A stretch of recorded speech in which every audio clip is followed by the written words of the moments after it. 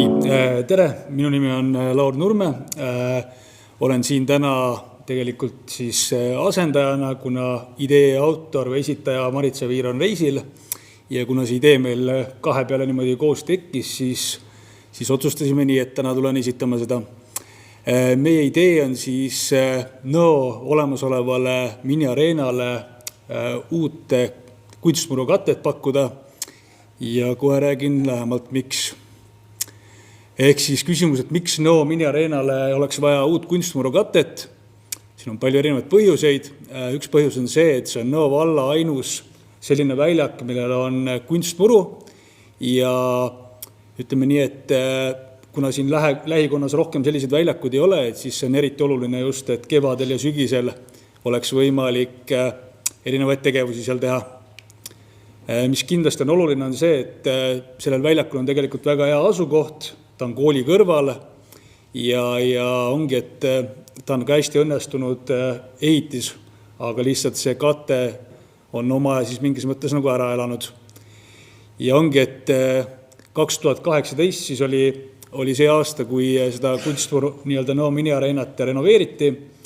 ja tänaseks siis ütleme nii, et on see väljaku kate just see, mis on nagu oma aja ära elanud ja katki ja kogu muu ehitis tegelikult iseenesest on pigem nagu heas korras ja nagu elab kindlasti edasi ilusti. Ja siin siis ka pildi pealt on näha, et siin on teatud kohad, kus on konkreetselt siis nagu tükid väljas ja siin on isegi mingid kruvipead ja naelapead paistavad, et mis siis näitabki seda, et on ohtlik see väljak. Mis on nagu ütleme üks peamisi põhjuseid, miks see teema üldse üles tuli, on see, et seal trenne tehes juhtub siis tihti niimoodi, et kui kiiruse pealt keegi kukub, siis kuna see väljak meenutab natuke nagu liivapaberit, siis juhtub tihti see, et tekib marrastusi, haavu ja samuti ka riided lähevad väga kiirelt katki. Et tihti peale on niimoodi juhtunud, et minnakse trenni uute riietega ja tullakse juba peale esimesi kordi koju ja on juba nii-öelda riietes augud sees, kuna seal siis kukkudes, libisedes juhtub lihtsalt niimoodi, et põlevad need augud sisse riietele. Mis veel, et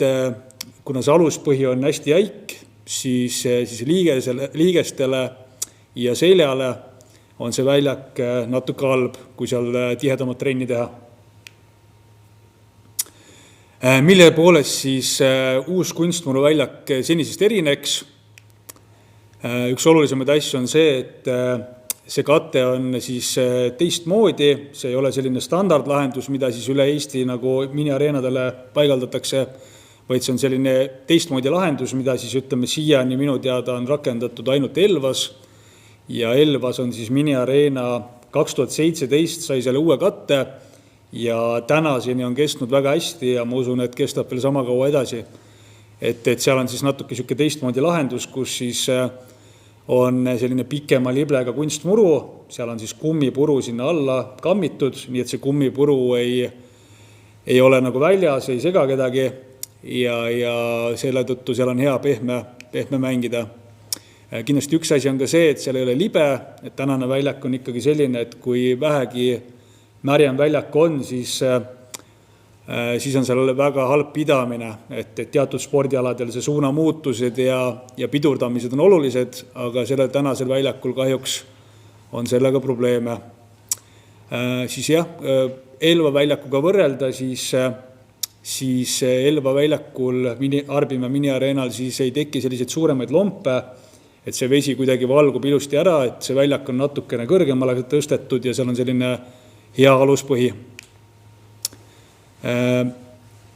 Jah, et see väljak on ka ideaalne selline multispordi väljak ja mida pehmem kate ja tervislikum kate seal on, et siis seal saab teha ka, kuidas öelda, igasugu erinevaid spordialasid harrastada, et see ei ole kindlasti ainult jalgpalli jaoks.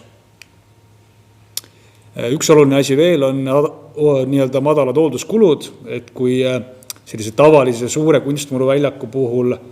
on siis niimoodi, et seal on vaja harjata seda väljakut ja teha igasugu erinevaid protseduure, siis tegelikult selle väljakuga, nagu me siiani kogenud oleme, on lihtsam lugu, et kui see nüüd uus kate sinna peale panna, siis natuke alguses mingid korrad on vaja harjata seda väljakut,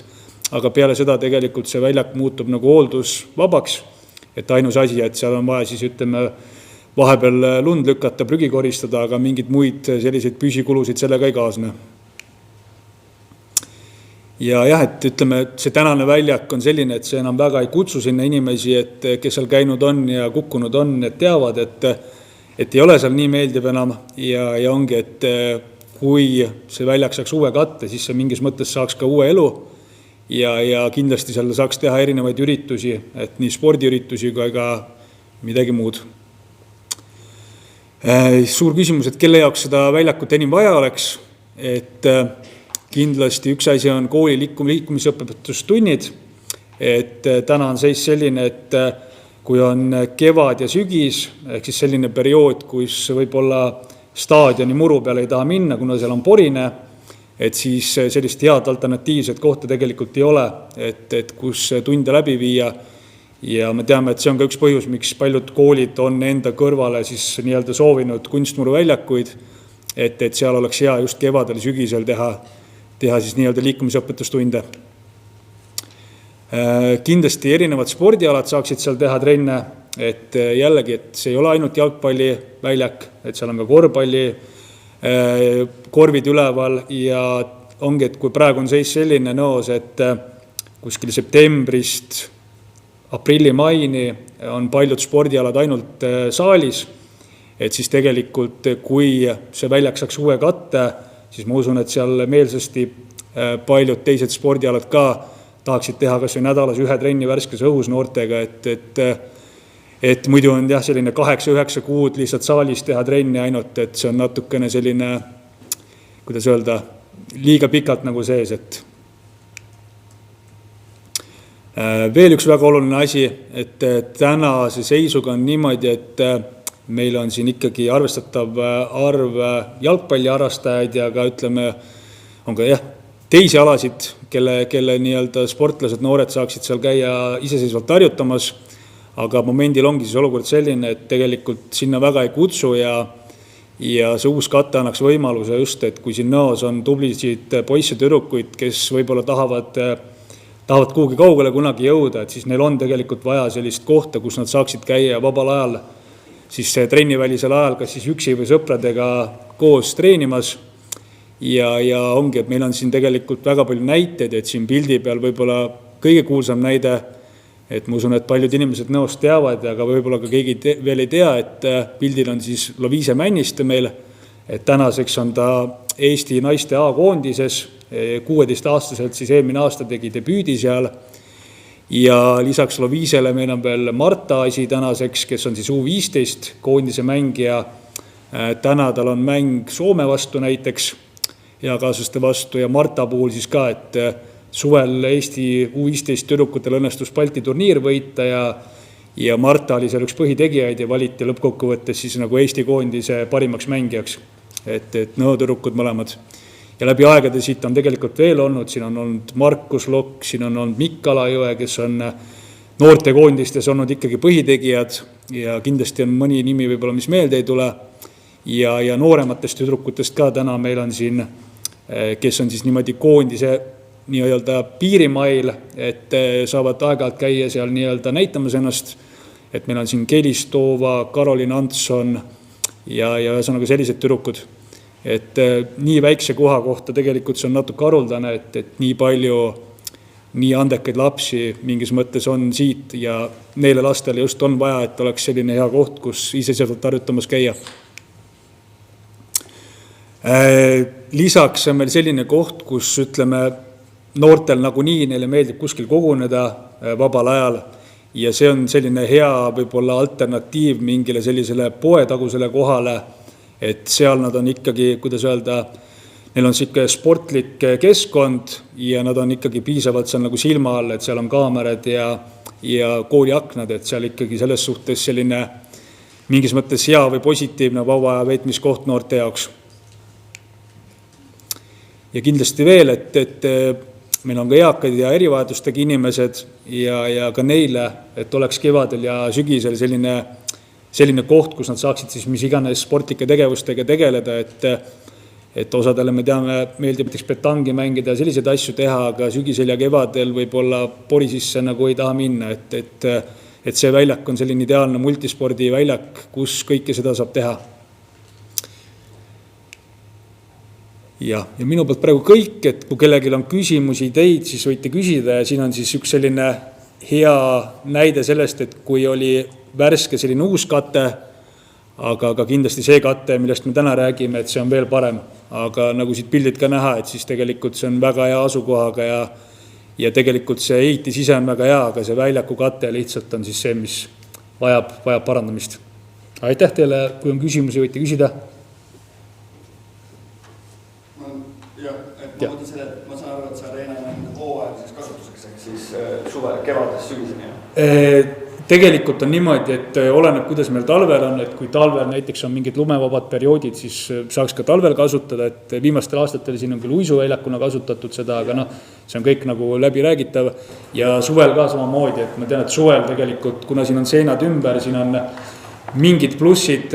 võrreldes siis võib-olla tavalise muruväljakuga, et siis kui mõni noor tahab iseseisvalt üksi minna palliga harjutama, siis tegelikult ma usun, et paljud eelistaksid seda väljakut isegi, sest et jah, siin on mingid võimalused, mida muru peal ei ole. Jah, selle just uisuväljaku poole pealt, et uue kattega saaks ka siis, et see ei lõhuks ära seda uut katte. Vot see ei ole minu otsustada, et ma arvan, et loomulikult, kuidas öelda, mina vaatan seda nagu sellist, võib-olla ongi nende samade Loviise ja Marta seisukohast, et siis minu isiklik seisukoht on see, et see võiks olla talvel ka nende jaoks olemas, et nad saaksid käia siis iseseisvalt harjutamas, et nad ei peaks kuhugi Elvasse või Tartusse sõitma selleks. Ja ongi, et aga kui siin on nagu mingi